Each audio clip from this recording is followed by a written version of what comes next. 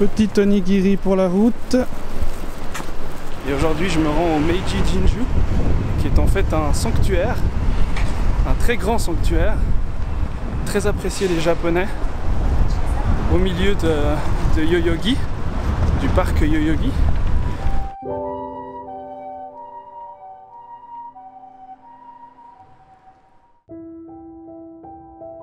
Des buildings partout, des maisons, des pagodes, des temples, des sanctuaires pêle-mêle, des gratte-ciel qui s'élancent dans les cieux, qui se défient entre eux pour savoir qui ira le plus haut.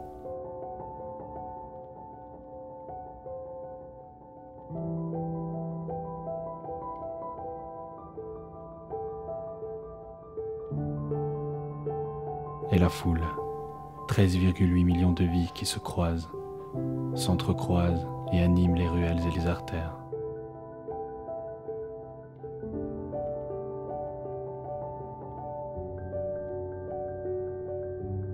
Quatre jours que je suis ici, seul dans cet univers immersif et stupéfiant de paradoxes.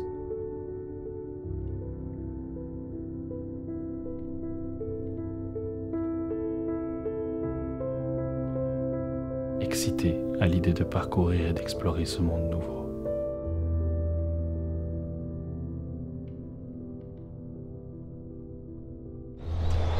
Oh, comme c'est impressionnant!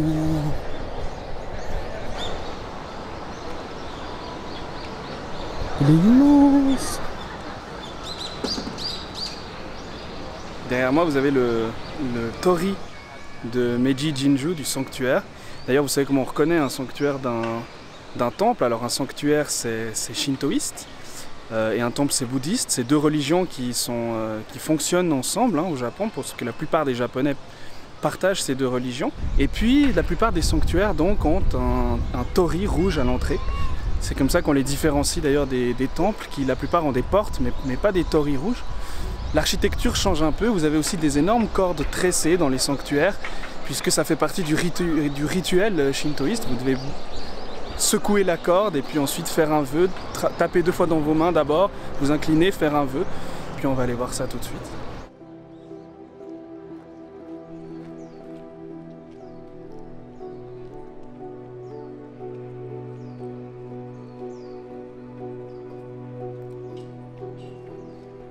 Et le petit chemin boisé qui mène au temple est juste sublime, hyper apaisant en fait.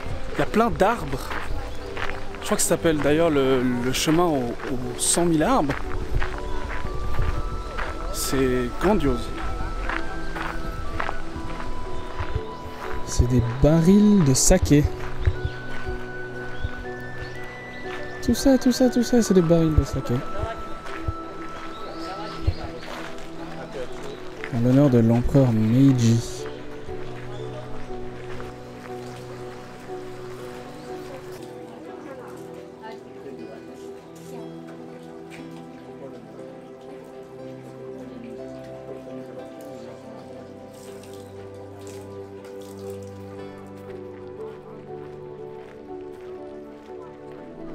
Il faut savoir que ce temple n'est pas si ancien que ça en fait, parce qu'il date de 1920. Il a été fait pour l'empereur Meiji, pour le remercier parce qu'il a permis au Japon de se développer durant la période qu'on a appelée ensuite Meiji. Et donc c'est un temple que les Japonais apprécient beaucoup. Ils viennent notamment ici pour se marier ou pour des cérémonies, par exemple à Nouvel An.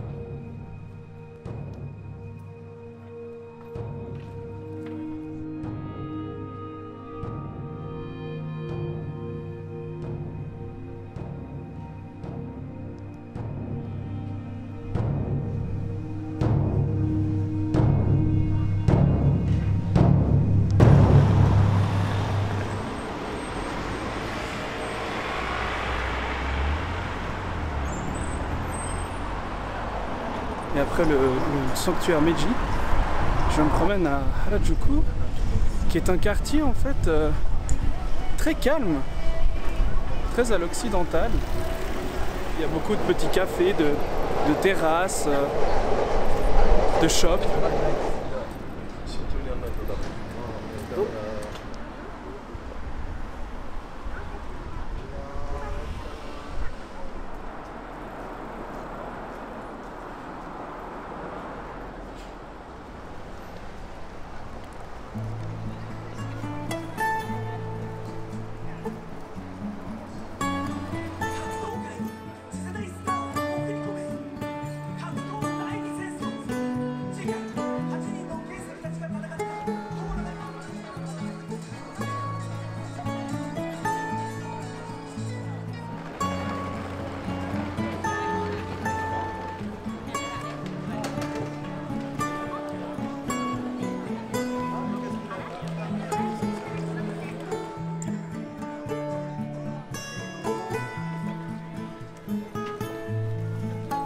Et on trouve plein de trucs dans cette ruelle, notamment des t-shirts, des souvenirs en fait. Bon alors c'est un peu entre guillemets piège à touristes, mais si vous passez par là, ça vaut le coup d'œil.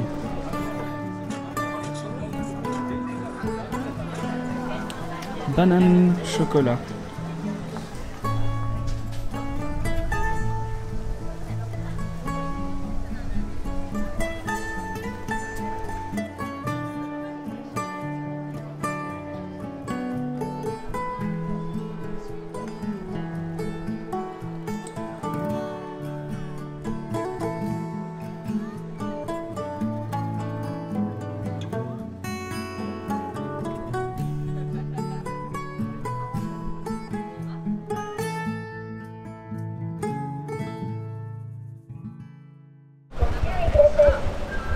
Direction Shibuya.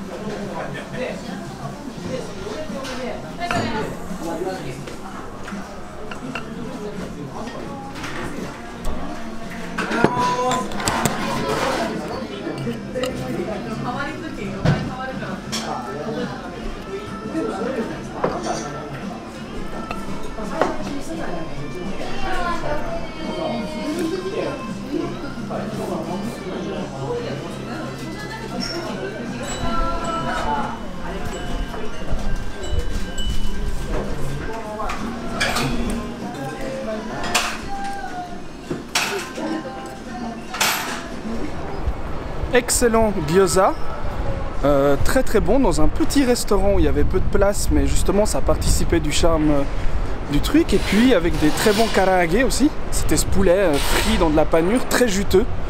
Et maintenant du coup c'est parti pour une après-midi de visite de Shibuya.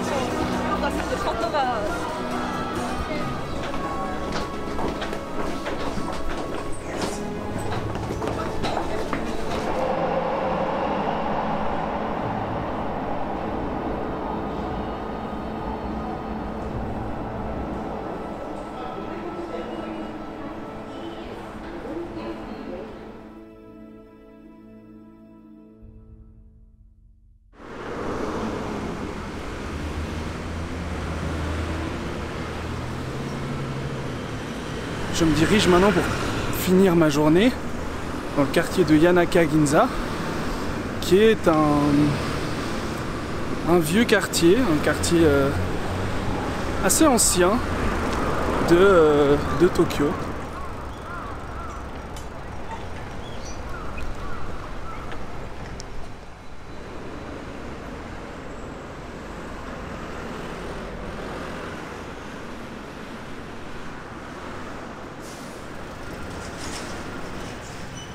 Yanaka-Ginza, qui est en fait un quartier historique de Tokyo, qui a la particularité d'être assez résistant puisqu'il a résisté à plusieurs désastres, notamment à l'incendie d'Edo en 1657, au tremblement de terre du Kanto en 1923, mais aussi au bombardement des Américains durant la Deuxième Guerre mondiale. Donc il a conservé cette espèce de petit charme de l'époque. Je me réjouis de découvrir ça. Et regardez ça, il y a des temples vraiment partout, même dans les quartiers résidentiels. C'est vraiment très beau.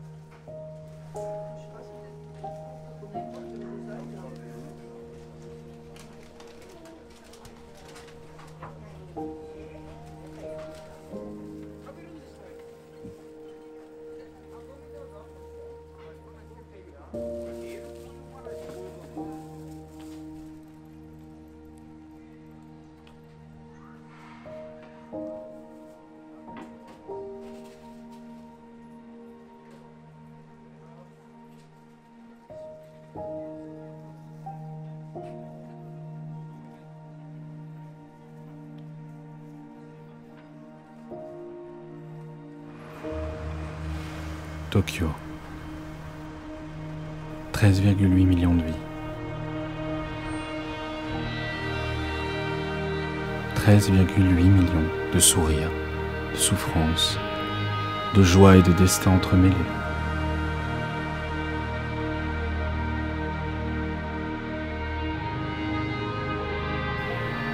Autant de raisons de découvrir les moindres coins de cette ville. Autant de raisons de faire des rencontres et d'éprouver des émotions nouvelles.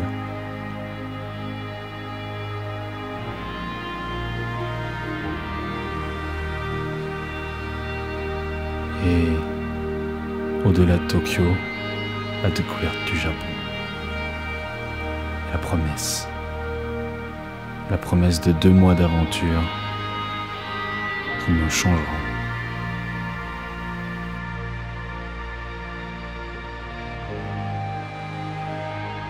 profondément.